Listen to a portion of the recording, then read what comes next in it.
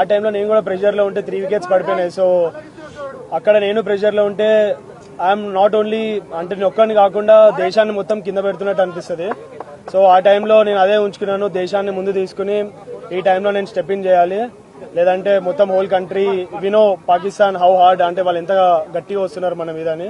So ఆ టైంలో నన్ను నేను బ్యాక్ చేసుకుని కంట్రీని ఒకసారి మైండ్ లో పెట్టుకుని ఆడాను. మీ వరుసగా 3 వికెట్లు పడ్డ తర్వాత మీ ప్లాన్ ఆఫ్ యాక్షన్ ఏ విధంగా ఉంది? టీం నుంచి మీకు ఎట్లాంటి ఏమైనా సూచనలు వచ్చాయి? మీరు అప్పుడు ఎట్లా ఆడాలనుకున్నారు? అసలు జస్ట్ నేను ఒకటే ఆ టైంలో జస్ట్ కంట్రీకి చెప్పాను కదా, జస్ట్ కంట్రీని గెలిపించాలి, కంట్రీని ఊహించుకుంటేనే ఆ సిచ్యువేషన్ వాళ్ళు హార్డ్ వచ్చారు నా మీద, పాకిస్తాన్ వాళ్ళు చాలా హార్డ్ వచ్చారు. బట్ ఆ టైంలో నేను కామ్గా ఉన్నా, జస్ట్ గెలిపిస్తే ఎవ్రీథింగ్ విల్ బి ఓకే, అంటే గెలిపిస్తే అన్ని సెట్ అయిపోతాయి. సో మైండ్ లో ఒకటే ఉండే, just I want to win my country. మొదటి నుంచి కూడా మ్యాచ్ లో పాకిస్తాన్ ప్లేయర్స్ మన ఇండియా ప్లేయర్స్ కామెంట్ చేస్తూనే ఉన్నారు, ఆడియన్స్ కావచ్చు. అందులో దీనికి సంబంధించి ఏం చెప్తారు? ఈ మ్యాచ్ ద్వారా సమాధానం అనుకోవచ్చా? అఫ్ కోర్స్ పాకిస్తాన్ అంటే ఈ మన ఆపరేషన్ సింధూర్ తర్వాత ఇంకా చాలా హార్డ్గా వచ్చారు వాళ్ళు మా మీద. మేము ఆడేది game, it's just a sport. So ఆ టైంలో ఎమోషన్స్ తీసుకుని ఆడితే స్పోర్ట్ ఆడలేము. సో ఆ టైంలో నేను కామ్గా ఉండి ఐఎమ్ సో పేషెన్స్ చాలా అన్నారు, చాలా విధంగా చాలా చెప్పారు. బట్ కెమెరా ముందు అవన్నీ నేను ఇప్పుడు చెప్పలేను. బట్ ఆ టైంలో నేను కామ్గా ఉండి రిజర్వ్ ఉండి ఐ నో ఓన్లీ బ్యాట్ తోనే మనం గెలిపిస్తే ఎవ్రీథింగ్ విల్ బి అంతా ఇంకా కామ్గా అయిపోతారు వాళ్ళు. హరీష్ రావు లాస్ట్ ఓవర్ అంటే వరల్డ్ క్లాస్ బౌలర్ ఏమనిపించింది? ఎట్లా ఉంది అంటే ఏమనిపించింది లాస్ట్ ఓవర్ చేసే ముందు?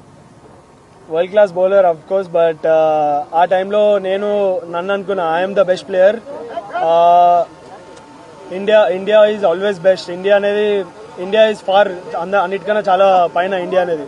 సో ఒకసారి నేను ఇండియాకి ఆడుతుంటే ఇవన్నీ బెస్ట్ బౌలర్ ఇలా చేస్తాడు అలా చేస్తాడు నా మైండ్ లో ఏం లేదు. ఓన్లీ ఆ టైంలో ఓన్లీ ఒక కంట్రీ వచ్చింది, just I want to win the game అంతే.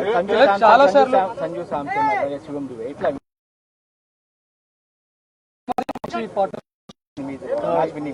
ఆ టైంలో నేను చెప్పా ఏమైనా ప్రెషర్ ఉంటే నేను అబ్జర్వ్ చేసుకుంటాను, బట్ మీరు ఒక ఎండ్ నుంచి జస్ట్ స్ట్రైక్ రొటేట్ చేయండి, నెక్స్ట్ వేరే ఎండ్ లో ఏం ప్రెషర్ లేకుండా నేను క్యారీ చేస్తాను వికెట్ ని అని చెప్పి సంజుని చెప్పాను. సంజు కూడా చాలా క్యామియో చాలా ఇంపార్టెంట్ ఆ టీమ్ కి ఆ టైంలో. నెక్స్ట్ దుబే వచ్చాడు. దుబే వాజ్ స్లైట్లీ కొద్దిగా ప్రెషర్ లో ఉండే స్టార్టింగ్ లో, తర్వాత ఇన్నింగ్స్ చాలా బాగా బిల్డ్ చేశాడు. సో దట్ హెల్ప్ నాకు పర్సనలీగా యాజ్ ఎ పార్ట్నర్షిప్ హెల్ప్ అయింది, ఆల్సో ఫర్ ద కంట్రీ.